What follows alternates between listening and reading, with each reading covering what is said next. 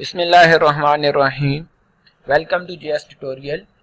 मेरा नाम मसीला है और इससे प्रीवियस वीडियो में हमने कांस्टेंट को डिस्कस किया था। कांस्टेंट एक ऐसी क्वांटिटी है जिसकी वैल्यू प्रोग्राम में चेंज नहीं होती, जो एक बार असाइन कर दी सारे प्रोग्राम में वही उसकी वैल्यू रहेगी। आज हम देखेंगे कि एरर्स क्या होते हैं। ड्यूरिंग कोडिंग हम जो मिस्टेक्स करते हैं उनको हम कहते हैं एरर्स। एरर्स हमारी कंपाइलेशन, एग्जीक्यूशन या आउटपुट को अफेक्ट करते हैं। तो इनकी टाइप्स देखते हैं कि एरर्स की कौन कौन सी टाइप्स होती हैं। सबसे पहले सिंटैक्स एरर, ऐसा एरर जिसमें आपने सिंटैक्स फॉलो नहीं किया। सपोज अगर आपने किसी स्टेटमेंट में सेमीकोलन मिस कर दिया एंड पे, तो इसको हम कहेंगे सिंटैक्स एरर, क्योंकि उसका सिंटैक्स फॉलो नहीं किया गया, सेमीकोलन आपने नहीं पुट किया। तो सिंटैक्स एरर की डिटेक्शन और करेक्शन बहुत ही इजी है, क्योंकि जैसे ये सिंटैक्स एरर, जब आपके प्रोग्राम में कोई सिंटैक्स एरर होगा तो वो कंपाइलेशन स्टॉप कर देगा। मींस के कंपाइलर आपकी एरर डिटेक्शन कर देगा कि इस लाइन पर ये आपकी मिस्टेक है और आप इजीली उस एरर की करेक्शन कर लेंगे। देन सेकंड है लॉजिकल एरर, ऐसा एरर जिसमें सिंटैक्स तो ठीक है लेकिन लॉजिक गलत है। सपोज अगर आपने दो वेरिएबल्स को प्लस करना था और आपने प्लस की बजाय उनको मल्टीप्लाई कर दिया, तो क्या होगा, आपका प्रोग्राम कंपाइल भी होगा और एग्जीक्यूट भी होगा, लेकिन आउटपुट उसकी इनवैलिड होगी। तो लॉजिकल एरर की डिटेक्शन और करेक्शन डिफिकल्ट होती है, क्योंकि इसमें आपका प्रोग्राम एग्जीक्यूट हो जाता है, कंपाइल हो जाता है, तो आपको इस एरर्स की डिटेक्शन के लिए मुकम्मल प्रोग्राम को रीड आउट करना पड़ता है। देन है run time error, third type है इसकी रन टाइम एरर। ऐसा एरर जिसमें आपने कोई रॉन्ग स्टेटमेंट पुट कर दी। सपोज अगर आप किसी नंबर को 0 से डिवाइड करते हैं तो इसको हम कहते हैं run time error. Run time error compiled हो जाता है लेकिन ये एग्जीक्यूशन स्टॉप कर देता है, ये आपका प्रोग्राम सारा करप्ट कर देता है। तो अब हम इन तीनों एरर्स, एक प्रोग्राम लिखते हैं जिसमें हम सिंटैक्स एरर, पहले सिंटैक्स एरर करेंगे जहां पर आप देखेंगे कि कंपाइलेशन स्टॉप हो जाएगी। जब तक हम अपना सिंटैक्स एरर करेक्ट नहीं करेंगे हमारा प्रोग्राम कंपाइल नहीं होगा। देन हम लॉजिकल एरर करेंगे जिस पे आप देखेंगे कि हमारा प्रोग्राम कंपाइल भी होगा और एग्जीक्यूट भी होगा, लेकिन आउटपुट इनवैलिड होगी। देन हम रन टाइम एरर को चेक करेंगे जिस पर आप देखेंगे कि ये एरर, रन टाइम एरर में प्रोग्राम हमारा कंपाइल तो होगा लेकिन एग्जीक्यूशन पे जाके स्टॉप हो जाएगा। तो इसके लिए पहले हम दो वेरिएबल्स लेते हैं, इंट a और b, देन कामा c भी कर लेते हैं, 3 वेरिएबल्स ले लेते हैं। हमने इस स्टेटमेंट में सेमीकोलन लगाना था जो मिस कर दिया, यानी कि एक सिंटैक्स एरर हमने कर दिया। अब आप देखेंगे कि जैसे हम कंपाइल करेंगे तो वो इस स्टेटमेंट पर आकर स्टॉप कर देगा। देन हमने कहा सी आउट, हम कहते हैं कि इसकी वैल्यू, इन वेरिएबल्स की वैल्यू यूजर से इनपुट कर देते हैं, गेट करते हैं। Enter the value of a and b, कि a और b की वैल्यूज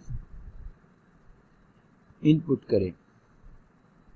और देन हमने कहा सी इन a, सी इन b, कि a और b की वैल्यूज गेट कर ले। हम कहते हैं c इज इक्वल टू, हम a मल्टीप्लाई बाय b, और c है सम a और b का, लेकिन हमने क्या किया, इस पे एक लॉजिकल एरर कर दिया कि c is equal to a multiply by b। फिर हमने कहा C out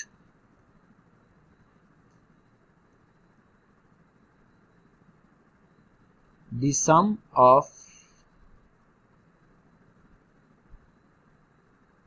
a and B is C और B का A और B का सम है C। अभी रन टाइम एरर नहीं करते, भी सिर्फ सिंटैक्स एरर और लॉजिकल एरर्स को चेक करते हैं। तो आपने देखा कि उसने इस स्टेटमेंट पर कह दिया कि एक्सपेक्टेड इनिशियलाइजर बिफोर सी आउट, यानी कि उसने कहा कि यहाँ पर कुछ न कुछ चीज मिस है। अब हम कहते हैं कि चले यहाँ पर सेमीकोलन लगा दें, हम अपना सिंटैक्स एरर ठीक कर लेते हैं।